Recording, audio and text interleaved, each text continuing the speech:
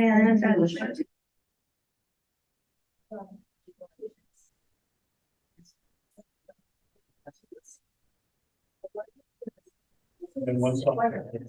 Choir practice. Wednesday nights. Thursday. I'm not going to post it later. All right. So now I'm sharing my screen. No, we don't. Sorry. There it goes. Are you going to see? Okay, good morning, everybody. Morning. You know, I just realized I don't have the microphone. Are you gonna be able to hear me? No. What? Microphone.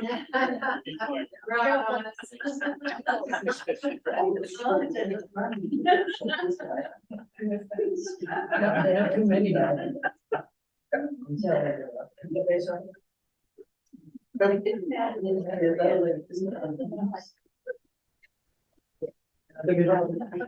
It's for, this is for.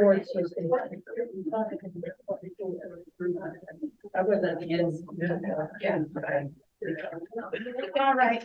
Well, good morning, everybody. So I think starting 10 minutes late is probably record time for me. Getting all this set up. The first problem was the extension cord was plugged into itself.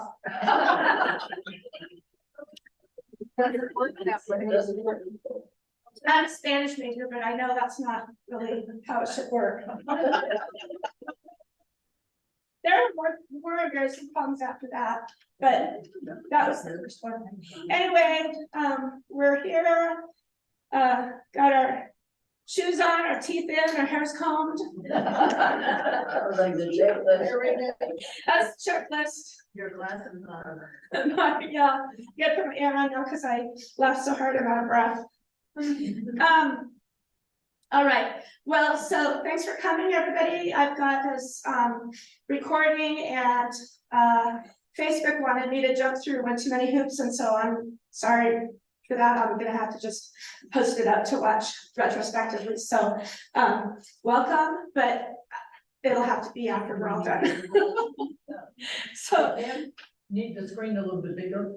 Yeah, Much. It's still saying that that's being shared, has started screen sharing, but it hasn't started actually. It's still going around in circles. oh, okay. Let's see.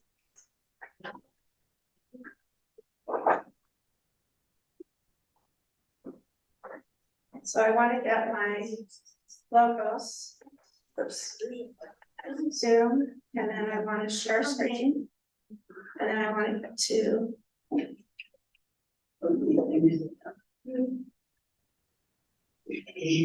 Did I close logos?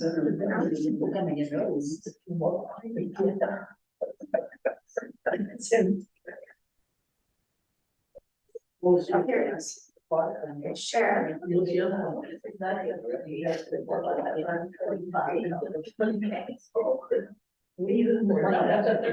know, but I'm gonna look at these eyes.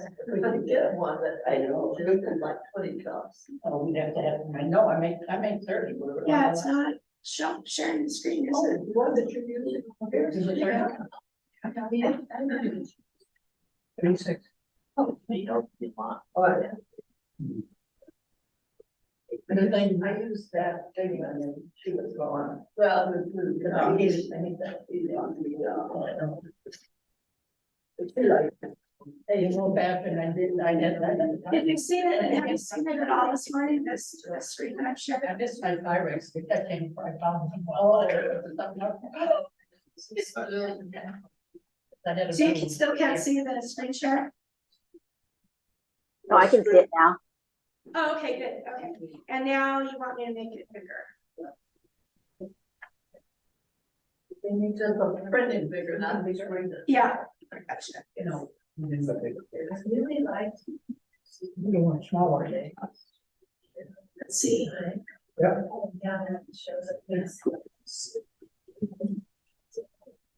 you have your own Bible with you? Can you just read your own Bibles? No. This is gonna be beyond me right now. Okay, what is it, 42, what, 42.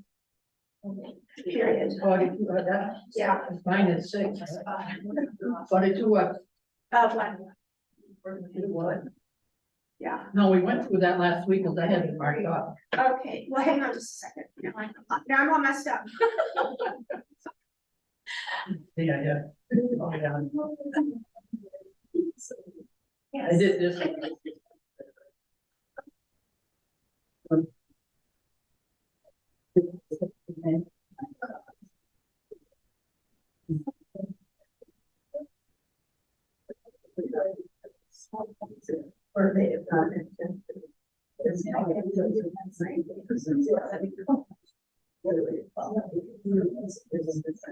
So what did we do with Joseph with his brothers? Okay, so you can still see this, there's Kathy and Marco.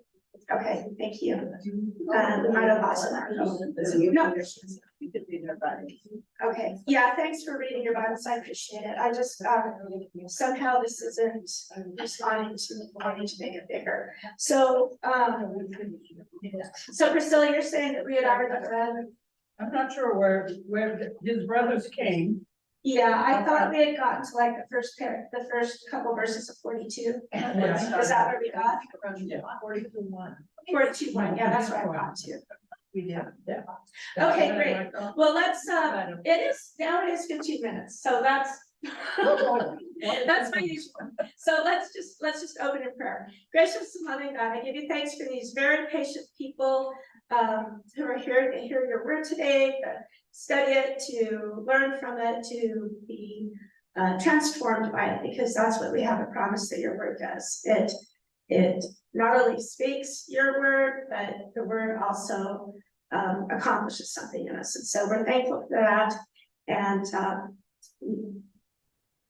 there are a lot of concerns in our hearts today for our world, for our families, for our communities. And so, you know, every hair on our head, you know, every groaning of our heart. And so we just put that trust that you hear us and you know us in you. We say these in Jesus' name. Amen. Amen. Okay. So let's go back a little bit just to review, make sure we know where we are.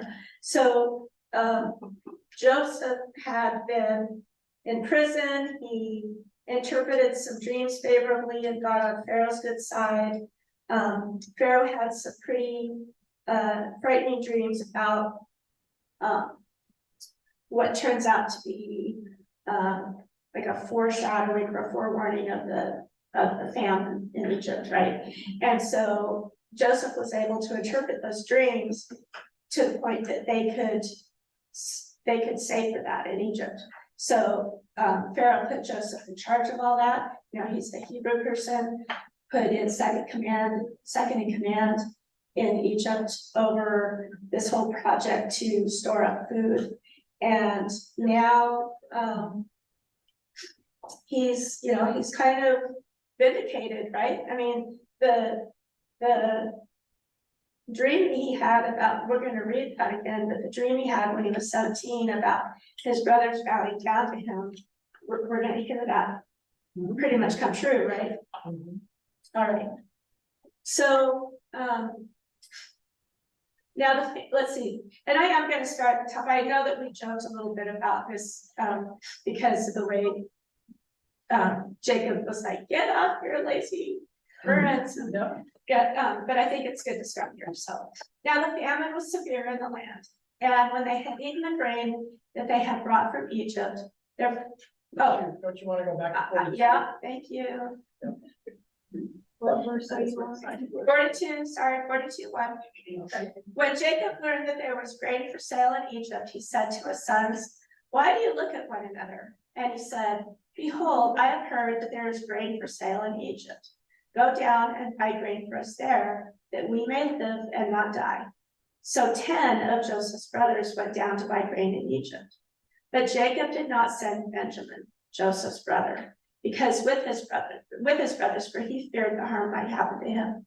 Thus the sons of Israel came to buy among the others who came, for the famine was great in the land of Canaan. So Benjamin is Joseph's full brother, as opposed to these other brothers that are half brothers. So that's the special concern for Benjamin, right? Jacob doesn't want to lose that whole line. Now Joseph was governor over all the land. Let's see. He was the one who sold to all the people of the land, and Joseph's brothers came and bowed themselves before him with their faces to the ground. And so let's read that dream. It's in 37. And so Joseph has this dream, and he tells his brothers, and hated him even more. He said to them, "Hear this dream that I have dreamed. Behold, we were biting sheep in the field, and behold, my sheep arose and stood upright, and your sheep gathered around it and bowed down to my sheep." And his brother said, "Are you indeed to reign over us, or are you indeed to rule over us?" So they hated him even more for his dreams and for his words. So they're already jealous because he got this cool coat, and they're jealous because he can't keep his mouth shut about his dream where he's the top sheaf of grain in the land. But this is exactly what happens, right? They come and they bow down to him. Yeah, so his brothers brought it about. Brought about this dream. They brought about the what? His dream. His dream, yeah. They made it come true, right? Yeah. So Joseph saw his brothers and recognized them, but he treated them like strangers and spoke roughly to them. "Where do you come from?" he said. And they said, "From the land of Canaan to buy food." And Joseph recognized his brothers. So, I mean, that's, again, he says that again, he recognized them, but they did not recognize him. And Joseph remembered the dreams that he had dreamed of. And he said to them, "You are spies. You have come to see the nakedness of the land." And they said to him, "No, my lord, your servants have come to buy food. We are sons of one man. We are honest men. Your servants have never been spies." All right, well, what are we supposed to do with this? Keep watching. Keep watching, there's more to come. There's more to come, yeah. There's a couple of things here, though. If you don't reconcile something that happened in the past, does it come back to bite you? It can, right?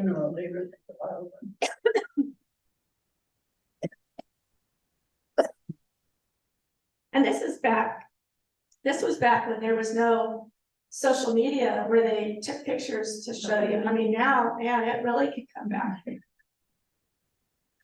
does. And it does all the time, because there really isn't a lot of grace and mercy in social media. So, Doug, you had said,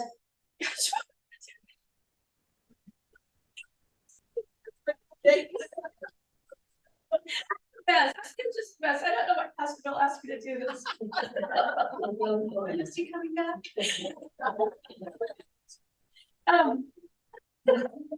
We're nice to you and we work it in. You are nice to me. Thank you. Yeah. No, you're not heckling me, so I appreciate that.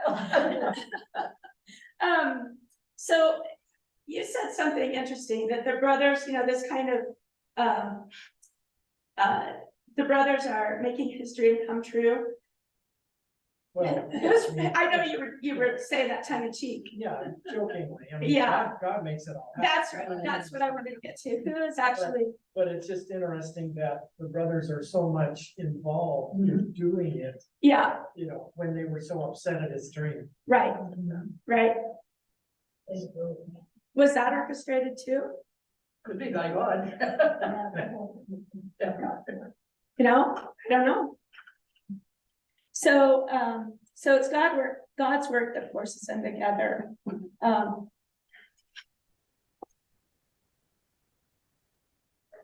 do the brothers remember the dream? I don't see where it says that. Did they remember the dream? They don't speak of it. I mean, they're gonna say in a minute.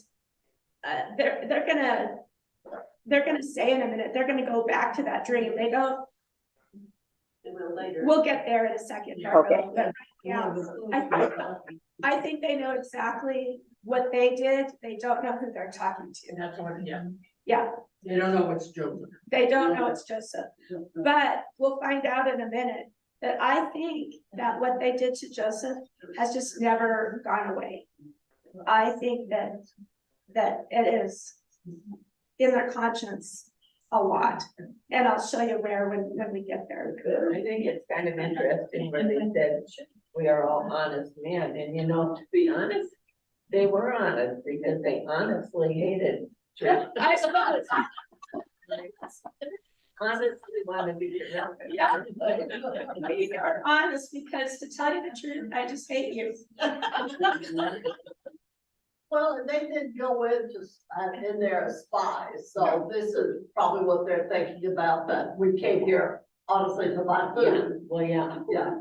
Yeah, and we haven't thrown anybody in a pit for like Yeah. 40 years, Right. right? Well, the other thing too, Joseph recognized them, and they recognized him, right? And Bert had written a note here in his Bible saying that adding to that split was that Joseph was speaking Egyptian, most likely. Yeah, well, and that's gonna come in. There's another factor to keep him from being recognized.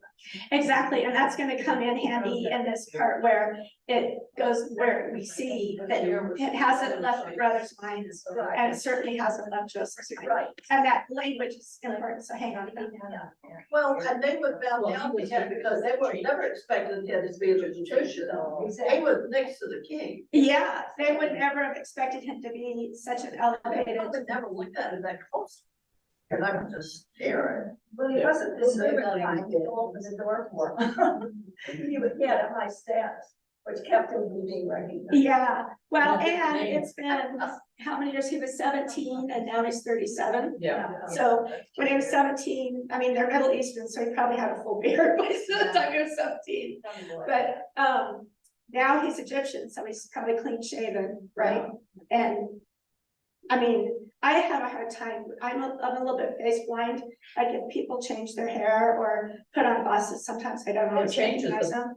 And so they see no resemblance. And there's gotta, you'd think that there'd be some sort of, like his father's eyes or something, you know? But they think he's dead. They think he's dead. Yeah. Yeah, And no reason to expect Joseph. yeah, exactly. You tend to see what you expect to see. I think that's really true. Yeah. Did you guys hear what she said? You kind of see what you expect to see. All right. He said to them, no, it is the nakedness of the land that you have come to see. And they said, we, your servants, are 12 brothers, the sons of one man in the land of Canaan. And behold, the youngest is this day with her father, and one is no more. Sure, he's the one. Yeah, one is no more. But Joseph said to them, it is as I said to you, you are spies. By this you shall be tested. By the life of Pharaoh, you shall not go from this place unless your youngest brother comes here. Send one of you and let him bring your brother while you remain confined, that your words may be tested whether there is truth in you. Or else by the life of Pharaoh, surely you are spies. And he put them all together in custody for 3 days. They put him in custody for 3 days. And so then this is where the language is interesting. I think this is where it is. On the third day, Joseph said to them, do this and you will live, for I fear God. If you were honest men, let one of your brothers remain confined where you are in custody, and let the rest go and carry grain for the famine of your households. And bring your youngest brother to me, so that your words will be verified, and you shall not die. And they did so. They said to one another. Now, this is where, so they're probably speaking Hebrew to each other now. They said to one another, in truth, we are guilty concerning our brother, in that we saw the distress of his soul when he begged us, and we did not listen. why, that is why this distress has come upon us. So, you know, it's just kind of interesting. It's almost like a non sequitur that they be, why, you know, here they are dealing with this problem and famine, but they trace it back to what they did to Joseph. Yeah. Right? Did they think he was dead then? Yeah, Yes. yeah. Yeah, I think either dead or sold to slavery someplace, or, but yeah, he was no more. He was no more. Yeah. A good example of how a guilty conscience does not go away. And that's it. See, that's it. It doesn't go away. So it doesn't go away. Yeah, and aren't there a lot of like mysteries, like the Telltale Heart? Do you remember Poe's story, The Telltale Heart, where this guy? Oh, come on, Sharon. This man murders somebody, and he buries his heart under the floorboards of his bedroom, and at night the heart ticks. Okay, and it just, you know, it's all in his head, but he just can't stand it, and ultimately he has to say, "I'm here to kill this man, and his heart's under my bed," you know. And so it's just like your conscience just kills you. Unless you're, you know, You have a conscience. unless you have some pathology going on there, I think it's interesting up there that, where Joseph said, do this and you will live, for I fear God. Well, but those people in Egypt, they were not God worshippers, were they? not the God of Israel. Yeah. But they didn't pick up on that. What verse is that? Well, here it is. On the third day. Yeah, now he uses the word Elohim here. He doesn't say Yahweh, he uses the word Elohim. I fear God.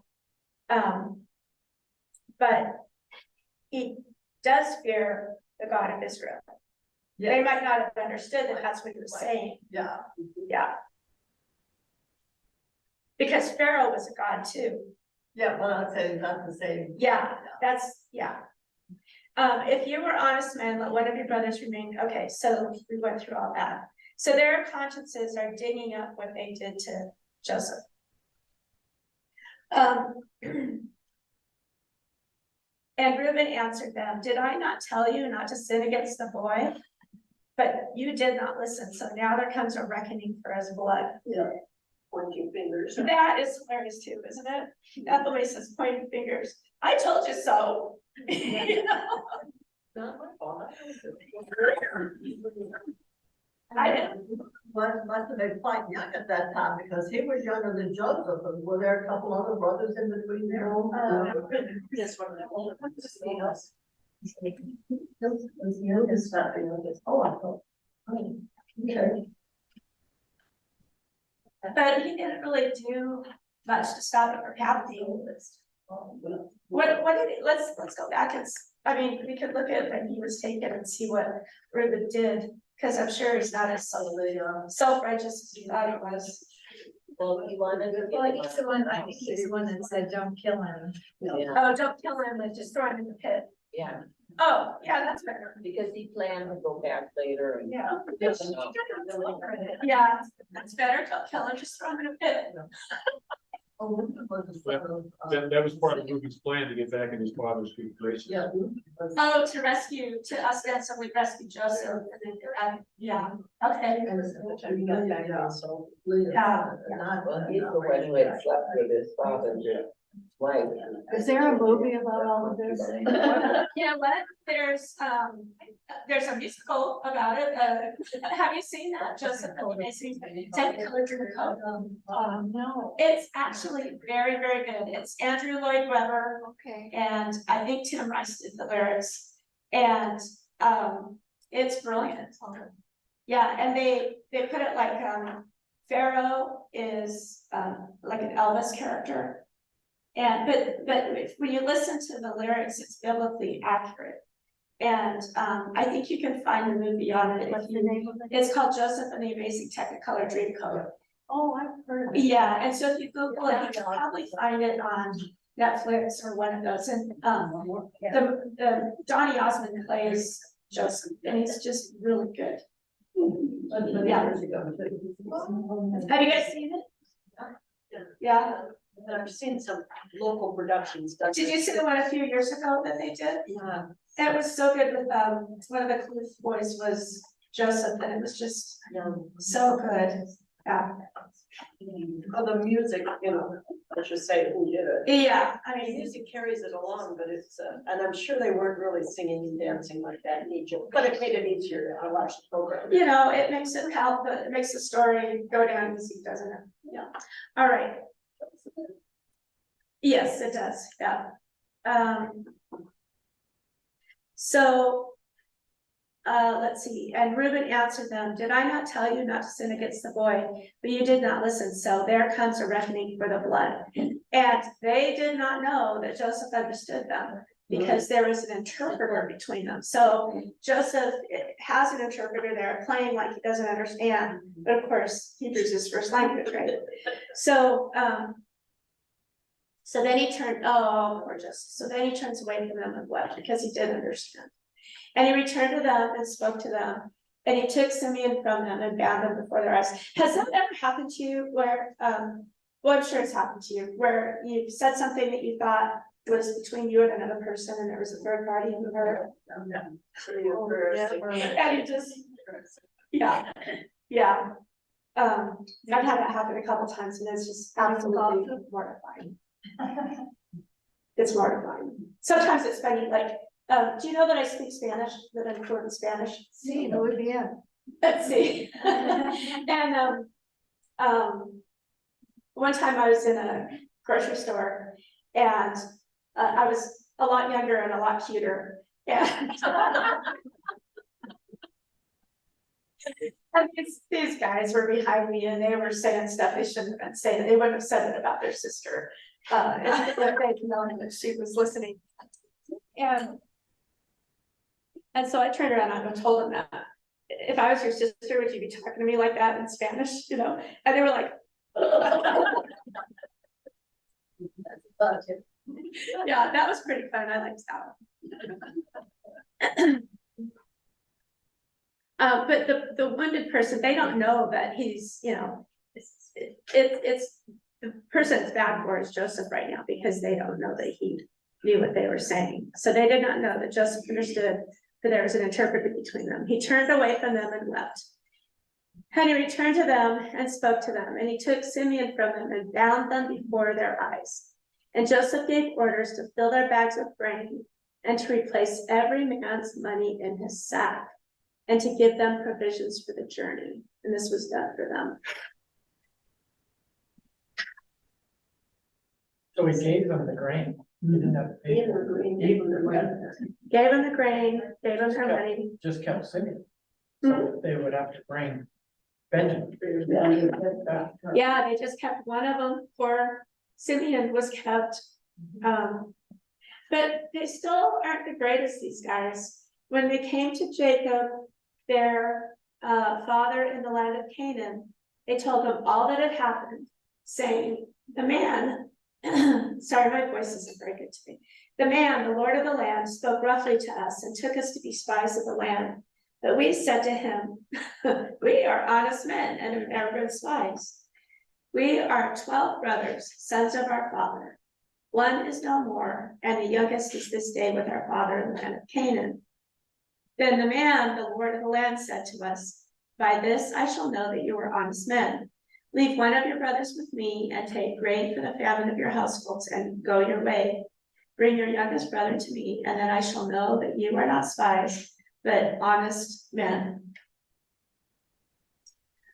And I will deliver your brother to let's Clever move. yeah. One of the things the NIV points out, they refer to the famine and the people, Jacob and his family starving. And they bring that out twice. So the starving part of it is going to motivate Jacob to release Benjamin, you know, because they are starving. Oh, yeah. Yeah, so what Sharon's saying is that they bring up this story that everybody started, like, Jacob isn't gonna want to release Benjamin for the reasons that we've said. He's the only one left in that line, you know, and, but he's gonna lose all of them if he doesn't. They emphasize the starving part of it. Yeah, they emphasize the starving part. For the families. Yeah. And Jacob, their father, said to them, "You have bereaved me." Oh, I didn't read this part. "And they emptied their sacks, and behold, every man's bundle of money was in his sack. And when they and their father saw their bundles of money, they were afraid. And Jacob, their father, said to them, "You have bereaved me of my children. Joseph is no more, and Simeon is no more, and now you would come and take Benjamin. All of this has come against me." Then, me. Then Reuben said to his father, "Kill my 2 sons if I do not bring them back to you. Put him in my hands, and I will bring him back to you." But he said, "My son shall not go down with you, for his brother is dead, and he is the only one left. If harm happens to him on the journey that you are to make, you would bring down my gray hairs with sorrow to Sheol." And you know, Sheol is the place of the dead, right?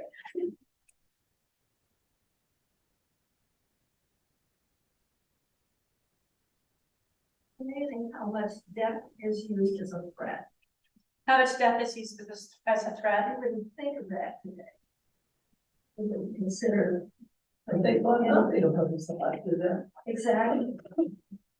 Yeah. Right. You know,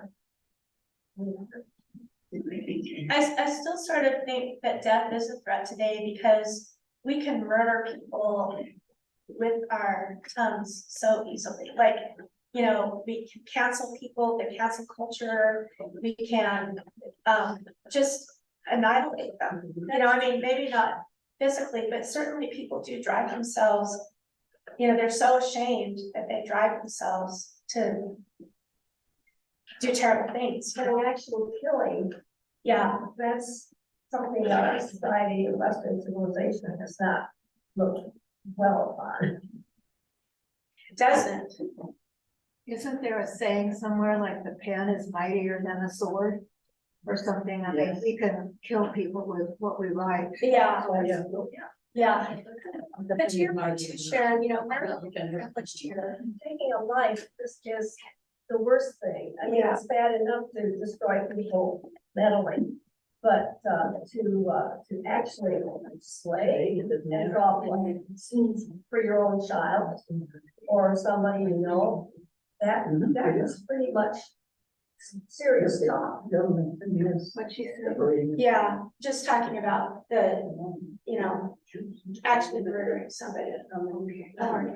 Yeah, there's a lot of it going on in Central America.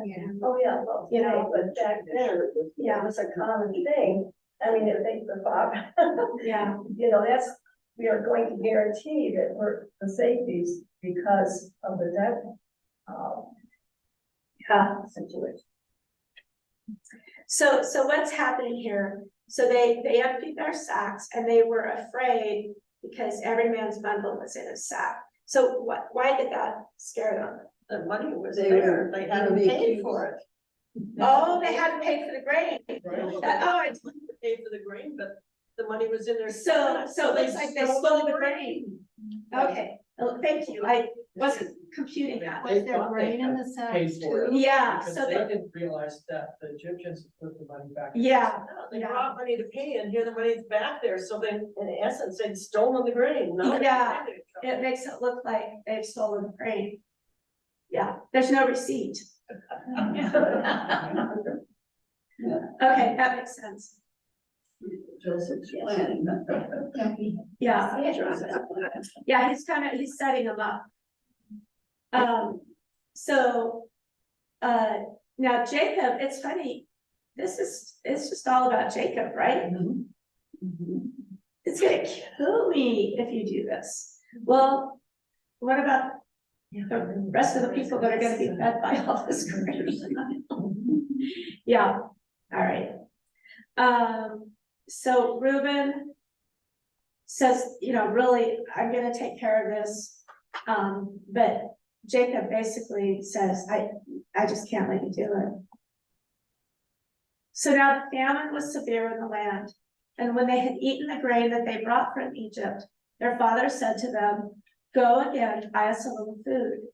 But Judah said to him, the man solemnly warned us, saying, you shall not see my face unless your brother is with you. If you send our brother with us, we will go down and buy you food.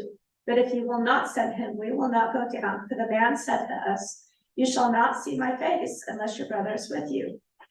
And Israel said, so that this is interesting. Israel said, this is the first time they've called him Israel for a long time.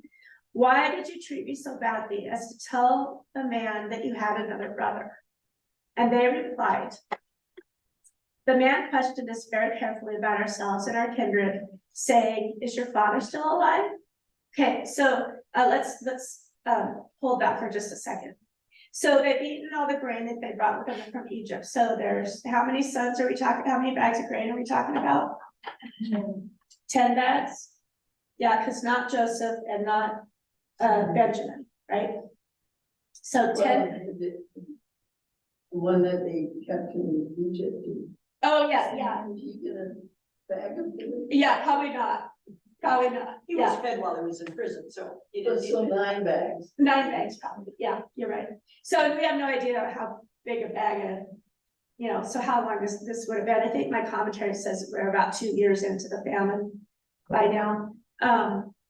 So that's a long time. Joseph specifically said, you bring him back. And, you know, they're deferring to their dad. And nobody cares about Simeon. And Simeon's languishing. Yeah. Yeah. That's an interesting point. They were easy to write off Joseph. Now they've just kind of written off Simeon. Yeah. Well, Jacob, the one that's saying, and you know, he's only saying Joseph and Benjamin are his sons. He's not counting the others. He said, I lost my sons.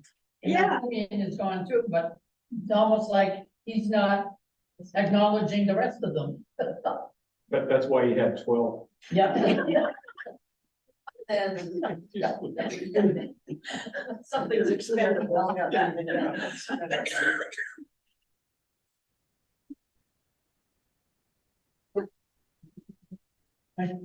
We had an extra couple of cents. So it's interesting that they, when they're telling their father, defending themselves about telling him, you know, they say, oh, well, the man questioned us closely about our relatives and our family.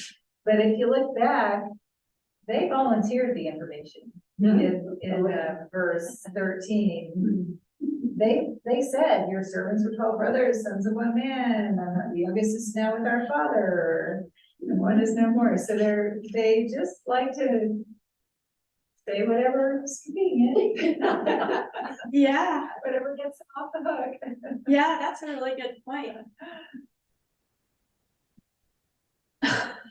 I mean, maybe that was just a summary, but in the 42 there, it seems like, Yeah, because he didn't really grill them, right? it No. seems like they volunteered that information. Yeah. I think they were trying to point out that the famine wasn't just going to kill off the older people, it was going to kill the younger people as well. So there was another reason for Joseph as quote administrator to allow their grain supply to be shared with the people that are farther away. Yeah. These guys are just tricky. well, they were already accused of being spies, so this is my family heritage, you know, we wouldn't do something like that. Well, and so it's interesting too, because when you look at the story, when they refer to their father, what name is used in the story up to this point? Jacob. Jacob. What does Jacob mean?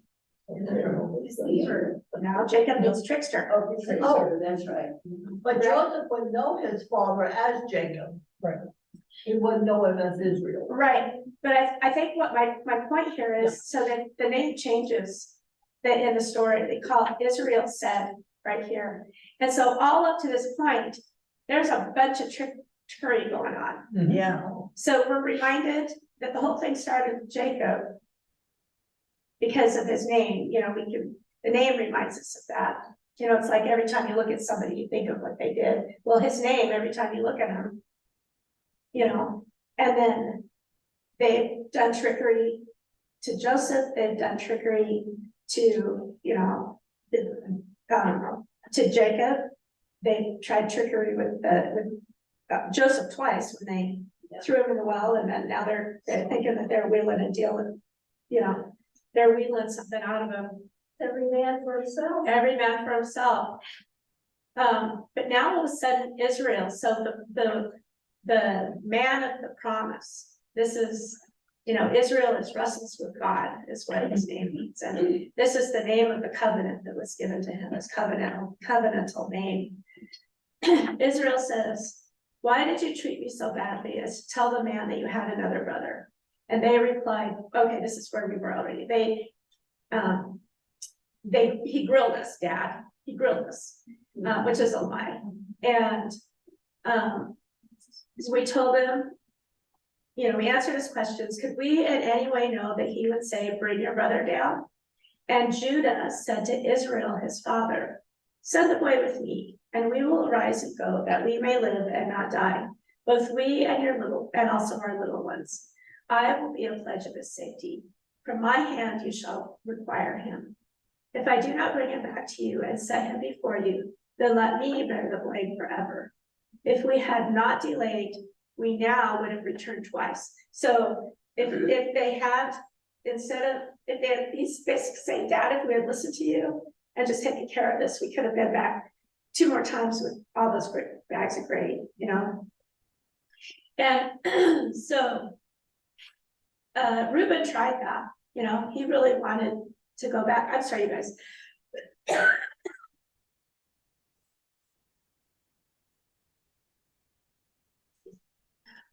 Reuben tried that, but Jacob wasn't having it. So now, Judah, who's the oldest, right?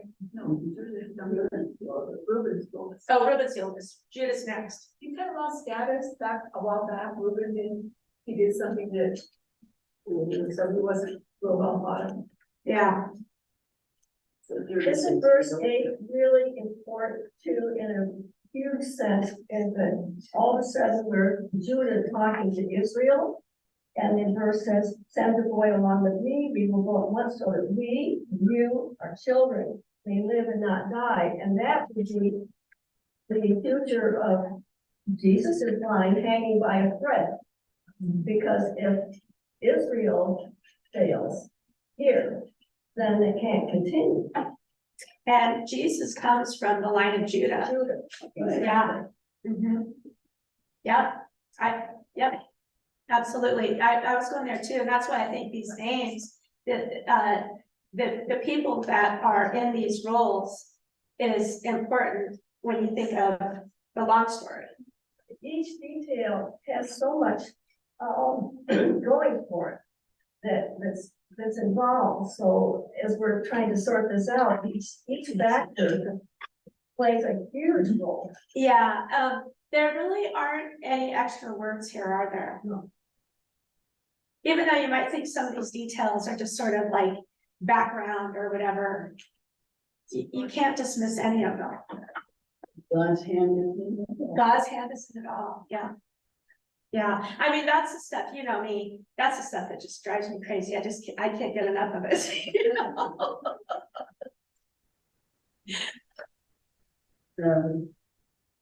Let's see. So we went back to 8.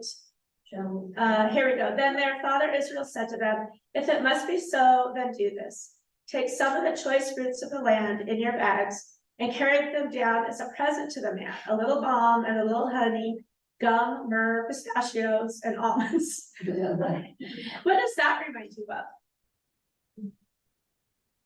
Gives to the Christ child from the Magi. Okay, yeah. I'm thinking about Jacob.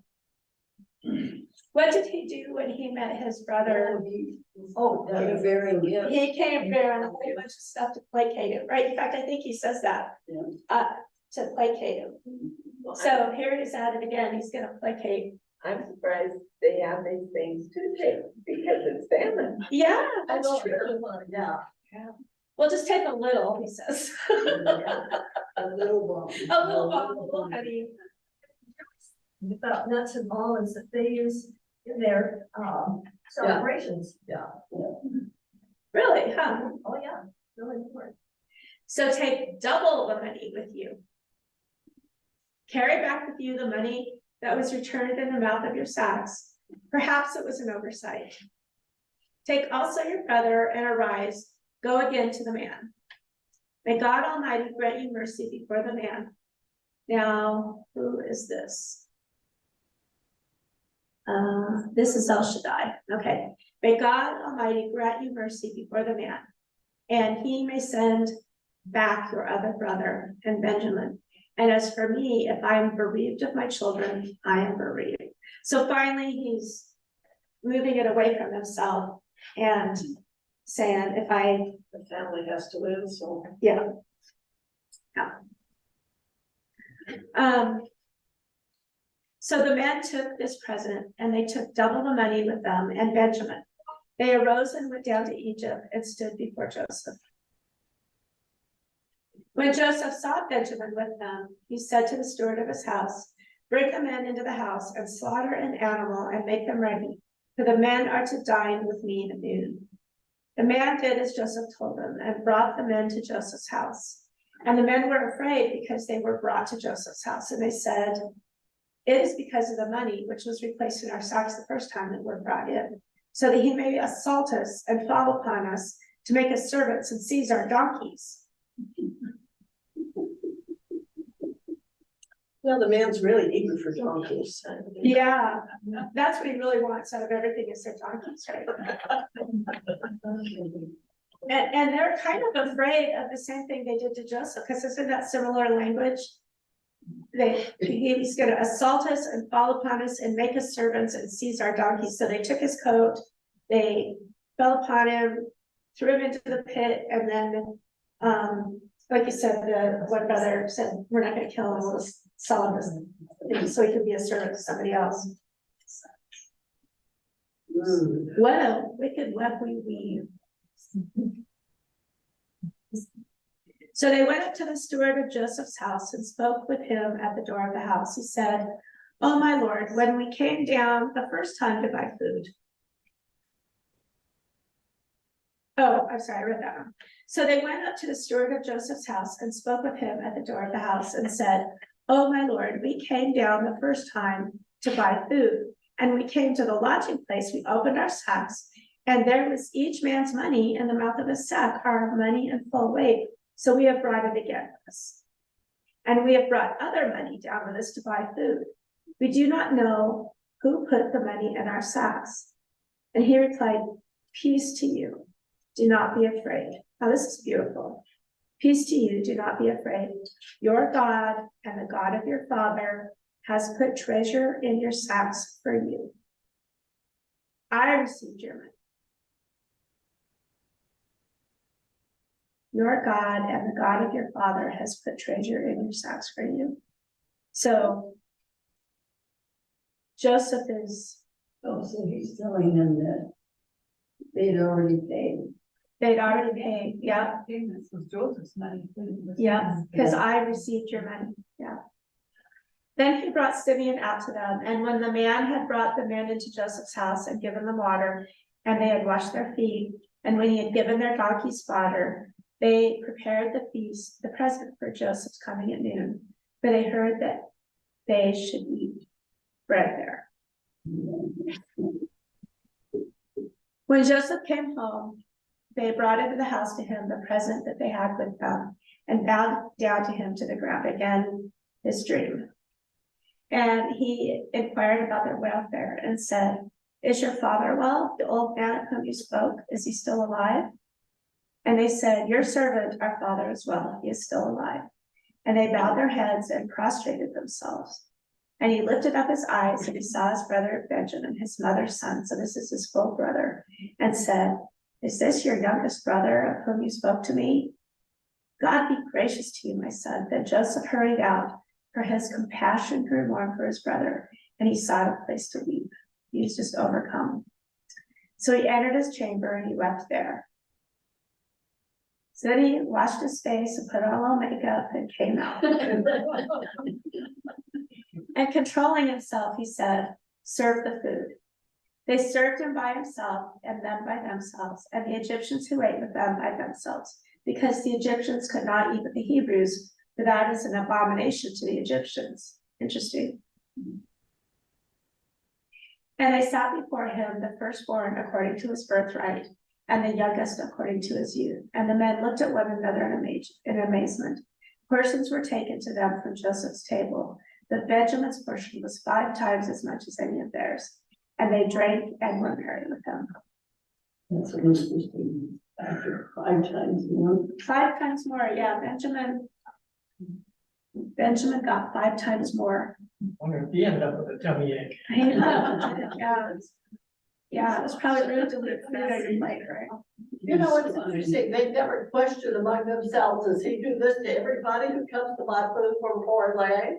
Or even his steward never questioned it. Yeah. They just do what he says and no questions. Well, the stewards know where he is, they know he's not Egyptian. And then The stewards know that he's not Egyptian. Because of his history of interpreting dreams and stuff, so they know they know his God is different. Oh, yeah. I think the stewards are in on it, they understand what's happening. Yeah. Very right. Yeah, and they like it. Yeah. So Joseph has completely turned around his pride and his arrogance, and he's humble now, right? He's loving, he's moved to tears when he sees his youngest brother, his little brother, and he, it seems like he's learned a lesson. He's inquired about his father. He's asked about his father. Yeah. Yeah. They still don't have a clue. So how do we know that he was arrogant? How do we know that he was so self-centered? Well, because his dream, I think maybe we put our, we put our spin on it, but he was very haughty about flaunting his new coat to his brothers, and he knew they were jealous, but he just couldn't stop himself. And also, he had these dreams that he couldn't keep to himself either, like your sheep's bound to my sheep, and that was when he was younger. When he So was how do we know younger. he's not arrogant? No, he's acting according to his station. He's humble now, I think, right? Because he's doing this act of kindness for his brothers. I mean, he could have, if he wanted revenge, he could have said, well, Go home for one thing, and I'm gonna throw you in prison because you stole the grain. You left with your money. Somehow you found that money and put it in your bag and stole the grain. So not only that, but he tells them that I received your money. But he was forced to I'm saying it wrong, but when he was thrown into prison in Egypt, he was there a long time. And that he had to deal with himself during that long time, and that's when his arrogance so off, whatever we call it, but his attitudes and everything, being a family brat, but he's lost that by that time. He's changed. He's been purged of a lot of that attitude. Yeah. He doesn't have it anymore. Right? So Sharon said, I don't know if you could hear this online, but Sharon said that maybe his time in prison had kind of taught him his place a little bit, taught him some humility, but his braggadocio didn't get him anywhere. In fact, it doesn't show signs of his selfishness anyway. It got him where he is. I think Well, I think also when there's a split between anybody, there's fault on both sides. Yeah. And so maybe you recognize, well, maybe I was a little bit. Right, Yeah. yeah, I think he's So totally acknowledge overwhelmed seeing his those family. those- Yeah, it's overwhelmed seeing his family, it just melts his heart, yeah. Yeah, That's why he wept and wept. I feel like, since he, had been with his family and has been separated with them, he's had a lot of interaction with God, and he's seen God at work. And I think that has influenced him. I think, anytime you get to be used by God, I think it changes your perspective, and I think that had an effect on him. Yeah. And there's humility. That still stands up to, I don't see why you say he was arrogant. He was humble he was humble when he was in jail, and then he had a gift.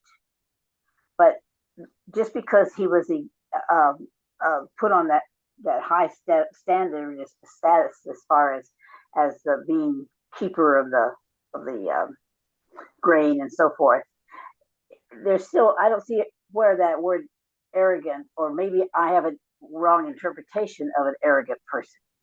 Well, what I was thinking is the 17-year-old Joseph was arrogant, and the 30-some-year-old Joseph now in this high station is no longer arrogant. He was arrogant when he met with his brothers with his coat on and bragged. Yeah, the kid was arrogant, but the person who actually has a little right to be arrogant empties himself of it. What does that sound like? That sounds like a typical teenager. To Yeah, be it sounds arrogant like when you're a teenager. But the adult person, yeah, I mean, teenagers. Don't get me started. Have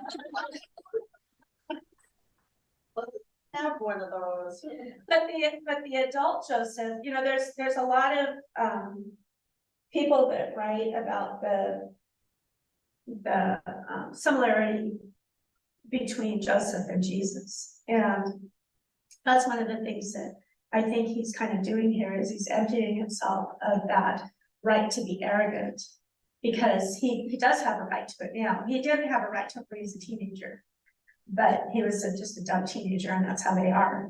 But now he's Pharaoh's second in command, which is, pretty powerful. It could have given him more enough to be more arrogant. He could have been more arrogant, but he's emptied himself of that arrogance. So I think he's being a little bit Christ-like here, right? But he's not done yet messing with He's them. not done messing with them. That's in the next chapter. Yeah. So we've got about 5 minutes. So let's see if we want to stop before we get there. Let's see. What's that? We want to hear the good news. You want to hear the good news?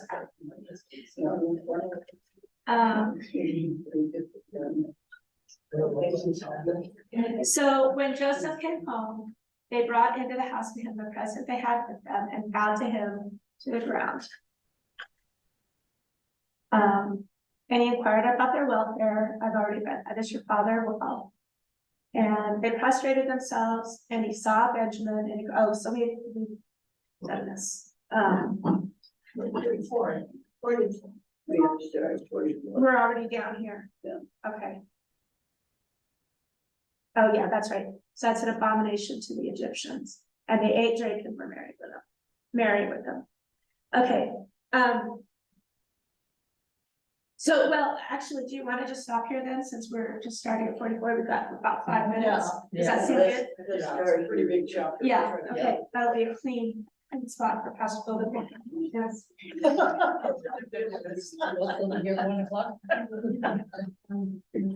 All right. And we covered 2 chapters with you. We did, I know. With Pastor Bill, we never get through. What's your favorite?